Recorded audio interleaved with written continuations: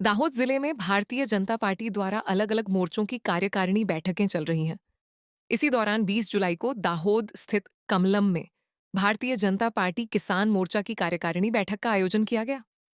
इस बैठक में जिला संगठन प्रभारी श्री राजेंद्र भाई पटेल जी, जिला किसान मोर्चा के पदाधिकारी गण, कार्यकारिणी सदस्य, मंडल किसान मोर्चा के अध्यक्ष, महामंत्री तथा विभिन्न सेल के प्रभारी उपस्थित रहे।